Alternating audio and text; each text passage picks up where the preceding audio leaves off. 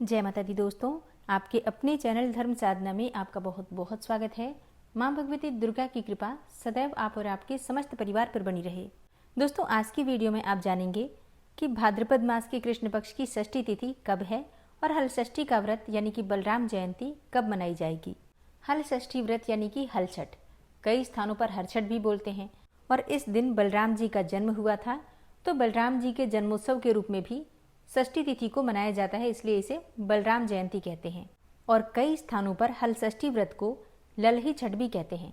इस व्रत को धारण किया जाता है संतान की प्राप्ति के लिए, संतान की उन्नति के लिए, संतान की आयु लंबी हो और उसे सुख और समृद्धि की प्राप्ति हो, इस कामना से हल षष्ठी व्रत यानी कि हल छठ व्रत करते हैं। भगवान श्री कृष्ण के बड़े भाई थे बलराम जी। क्योंकि उनका मुख्य अस्त्र था हल, इसलिए इस व्रत को हल षष्ठी कहते हैं। इसलिए भगवान बलराम जी को हलधर भी कहते हैं। हलधर अर्थात हल धारण करने वाला। और बलराम जी जो कि शेषनाग के अवतार हैं, शक्ति और धर्म के प्रतीक हैं। इसलिए हल षष्ठी व्रत के दिन बलराम जी की पूजा करने से बच्चों को बीमारियों से मुक्ति मिलती है, डर और बुराइयों से सुरक्षा मिलती है, और जिन्हें संतान नहीं है उनके लिए तो ये व्रत अत्यंत ही श्रेष्ठ है, वरदान के समान है। क्योंकि ये व्रत धारण करने से संतान प्राप्ति की कामना शीघ्र ही पूर्ण हो जाती है। तो बात करेंगे पूजा विधि और व्रत के नियम के बारे में, लेकिन उससे पहले जानते हैं कि हल षष्ठी व्रत साल 2025 में कब करेंगे। षष्ठी तिथि कब प्रारंभ होगी, कब समाप्त होगी, व्रत हमें कब धारण करना है और पूजा का पारण का शुभ मुहूर्त क्या है। तो देखिए, भाद्रपद मास की कृष्ण पक्ष की षष्ठी तिथि का प्रारंभ हो रहा है 14 अगस्त को सुबह 4:23 पर और षष्ठी तिथि का समापन होगा 15 अगस्त को सुबह 2:07 पर। तो कोई भी व्रत जो हम धारण करते हैं सूर्योदय कालीन तिथि में ही धारण करते हैं। ऐसे में षष्ठी की जो सूर्योदय कालीन तिथि हमें प्राप्त हो रही है 14 अगस्त 2025 को, यानी कि गुरुवार के दिन, तो गुरुवार को 14 अगस्त 2025 को हल षष्ठी अर्थात ललही छठ का आपको व्रत धारण करना है। अब बात करें पूजा के शुभ मुहूर्त के बारे में, तो देखिए, हल षष्ठी व्रत के दिन प्रातःकाल जल्दी उठना चाहिए। सूर्योदय से पहले उठ जाइए, ब्रह्म मुहूर्त में स्नान कर लीजिए। ब्रह्म मुहूर्त का समय है सुबह 4:23 से सुबह 5:07 तक। ये बहुत ही पवित्र समय होता है। इस समय में आप स्नान करके पूजा आराधना कर सकते हैं और अपने व्रत का संकल्प ले सकते हैं। और पूजा का दूसरा मुहूर्त है अभिजीत मुहूर्त, जो कि दोपहर में 11:59 से 12:52 तक आपको प्राप्त होगा। और अभिजीत मुहूर्त एक अत्यंत ही श्रेष्ठ और शुभ मुहूर्त होता है। आप चाहें तो इस समय में भी पूजा कर सकते हैं। पूजा का अगला मुहूर्त है दोपहर में 2:37 से दोपहर 3:30 तक। ये विजय मुहूर्त है। और शाम को 7:01 से 7:23 तक ये गोधूली मुहूर्त है।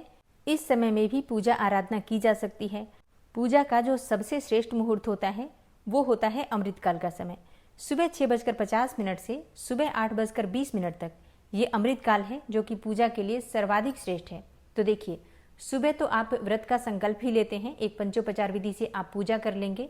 बाकी की पूजा जैसा कि आपके क्षेत्र में होता है, कई स्थानों पर दोपहर में पूजा की जाती है, तो कई स्थानों पर शाम के समय की जाती है।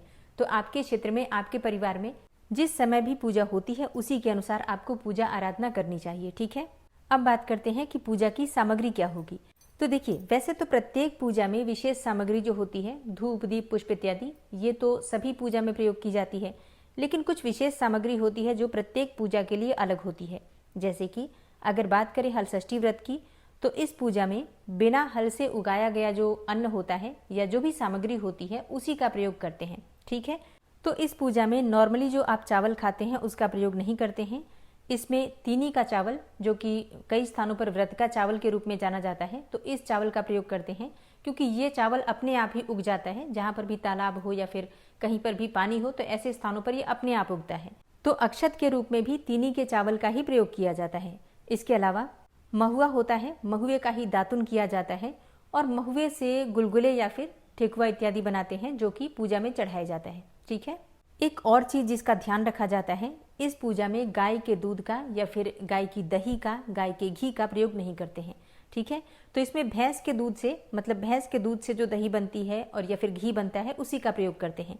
तो जो दिया बाती भी जलाई जाती है उसके लिए भी भैंस के घी का ही प्रयोग किया जाएगा। तो इस बात का आपको विशेष रूप से ध्यान रखना है, ठीक है। बहुत से घरों में ज़्यादातर गाय का ही घी मिलता है, तो आप लोग ये ध्यान रखिए, उससे आपको दिया बाती नहीं करना है और ना ही आपको कोई चीज़ बनानी है। जैसे कि आप अगर पुए बना रहे हैं या फिर महुए का कोई गुलगुला इत्यादि बना रहे हैं तो उसमें भी आपको भैंस के दूध का ही प्रयोग करना है, ठीक है। गाय का दूध, दही या घी इत्यादि आप खा भी नहीं सकते हैं, ठीक है। तो इस बात का आपको ध्यान रखना है। और जैसे कि प्रत्येक छठ के व्रत में होता है, पानी वाले स्थान पर ही छठ की पूजा की जाती है। तो आप छोटा सा तालाब बनाकर भी पूजा कर सकते हैं अगर आपके घर में स्थान है तो, या फिर आसपास कोई तालाब हो तो वहां जाकर भी पूजा की जाती है। घरों में आप छोटा सा टब रख सकते हैं पानी का, और उसी में आप कुशा या फिर पलास का जो टहनी होता है उसे लगाकर, मतलब चारों तरफ लगा दीजिए और वहीं पर पूजा कर सकते हैं, ठीक है। घर के आंगन में या फिर घर की छत पर, जहां पर भी थोड़ा सा स्थान हो वहां पर आप पूजा कर सकते हैं। अब बात करें व्रत के नियम के बारे में तो देखिए, छठ के व्रत में एक दिन पहले से ही शुद्धता का ध्यान रखा जाता है। जैसे कि 14 अगस्त को व्रत धारण करना है तो 13 अगस्त को बाल धो लीजिए, स्नान कर लीजिए अच्छे से और शुद्ध और सात्विक भोजन लीजिए। यहाँ एक चीज का ध्यान रखना है आपको, जब आप कोई भी व्रत करते हैं, जैसे कि हम छठ का व्रत करते हैं, तो गाजर, मूली, बैंगन, मसूर की दाल, ये सभी चीजें, लहसुन, प्याज इत्यादि नहीं खाते हैं। तो बिल्कुल शुद्ध और सात्विक भोजन लेना होता है, ब्रह्मचर्य का पालन करना चाहिए और पूरी तरह से आचार विचार व्यवहार शुद्ध रखकर और प्रार्थना करते हुए हमें कि अगले दिन हमें व्रत धारण करना है, तो एक दिन पहले से ही शुद्धता का ध्यान रखिए। फिर षष्ठी तिथि के दिन व्रत धारण करते हैं। अब व्रत करते हैं तो व्रत तो निर्जला ही रखा जाता है, लेकिन अलग अलग क्षेत्रों में अलग अलग स्थानों पर थोड़े थोड़े से नियम बदल जाते हैं। जैसे कि कई स्थानों पर पूरे 24 घंटे का ये व्रत होता है, सूर्योदय से लेकर अगले दिन सूर्योदय तक, और कई स्थानों पर सुबह व्रत प्रारंभ होता है और फिर शाम के समय जब पूजा कर लेते हैं, फिर चंद्रमा को अर्घ्य देते हैं और उसके बाद व्रत का पारण कर लेते हैं। तो ये तो देखिए अपने परिवार की परंपरा के अनुसार आप कर सकते हैं, जैसा भी आपके यहाँ होता है। अगर 24 घंटे का व्रत होता है तो आप 24 घंटे का करेंगे, अगले दिन पारण करेंगे, और अगर शाम को व्रत खोल लेते हैं तो फिर आप भी शाम को व्रत खोल सकते हैं, ठीक है। जैसा हमारे परिवार में होता है नियम उसी प्रकार से पालन किए जाते हैं। अब जैसे कई भक्तों के प्रश्न आएंगे कि क्या हम पहली बार ये व्रत करना चाहते हैं तो कर सकते हैं? जी हाँ, बिल्कुल कर सकते हैं। अच्छा, कई लोग कहते हैं कि क्या हम संतान प्राप्ति की कामना से ये व्रत कर सकते हैं? जी हाँ, कहा तो यही जाता है कि ये व्रत संतान प्राप्ति की कामना से करते हैं, लेकिन कई क्षेत्रों में ललही छठ का व्रत तभी करते हैं जब संतान हो जाती है, और विशेषकर कई स्थान तो ऐसे भी हैं जहाँ पर कि पुत्र होने के बाद ही ये व्रत करते हैं। तो आपके यहाँ जिस प्रकार से होता है, मतलब थोड़ा अपने बड़े बुजुर्गों से पूछ लीजिए, जैसा वो राय देते हैं, जैसी वो सलाह देते हैं, उनके अनुसार ही आपको ये व्रत करना चाहिए।